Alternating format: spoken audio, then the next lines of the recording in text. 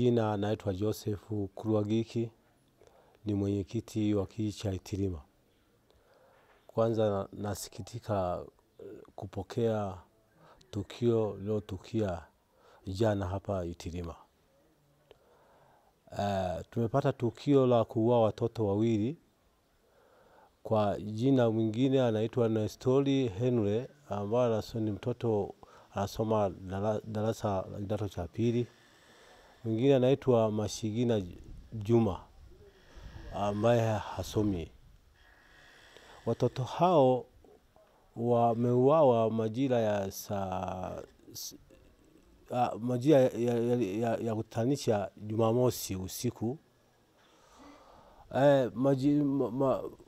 Tukio hilo limejulikana majira ya saa 6 usiku, baada ya kijana mmoja kutoka Mwankinga ambaye ni mwanafamilia wa hapa kuja kuangalia magunia yake hapa kwa bibi yake.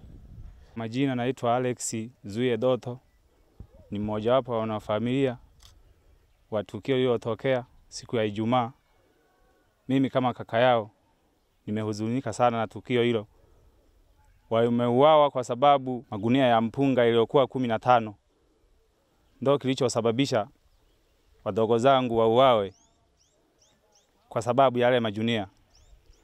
Na aliyehusika na hili tukio ni mmoja wapo ya familia, ni kaka yao. Kwa jina naitwa Mwalimu Badi Idi Mfinanga, ni mkuu wa shule Busia Sekondari. Kuhusu mwanafunzi ambaye ameuawa, ni mwanafunzi wa kidato cha pili, kwa jina anaitwa Pasco Henry Maganga. Hili tukio la msiba kwa kweli tumelipokea kwa masikitiko makubwa, kwa sababu huyu mwanafunzi alikuwa ni mwanafunzi mwenye nidhamu na amesoma kwa miaka yote miwili, kidato cha kwanza mpaka kidato cha pili, bila changamoto yote ile ya matatizo ya kinidhamu. Kwa hili tukio la msiba kwa kweli kama shule tumelipokea kwa majonzi makubwa. Labda tu kwa ufupi niseme tu kwamba ni ase jamii kwa ujumla, basi tuweze kuona namna gani hivi vitendo vinadhibitiwa, kwa sababu vinaua watu ambao ni innocent kama hao kijana aliyeuawa bila changamoto yote ile. Kwa hiyo tumii kwa ufupi ni hayo, kama shule tuna majonzi makubwa sana kwa kumpoteza mwanafunzi wetu. Kwa jina naitwa Veronica William Msungwa. Yaani tumesikitika sana kwa sababu vile vijana walikuwa tunaishi nao vizuri, lakini tukasikia yani kama taarifa hiyo ya kusikitisha kwamba wale vijana wameshauliwa. Tulisikitika sana. Unaambiwa labda chanzo cha kuuliwa ni nini? Yaani hatukujua kabisa, maana tumesikia tu kwamba usiku ilikuwa muda wa saa 5 kwamba kuna tukio hapo jirani yetu wameuliwa vijana wawili.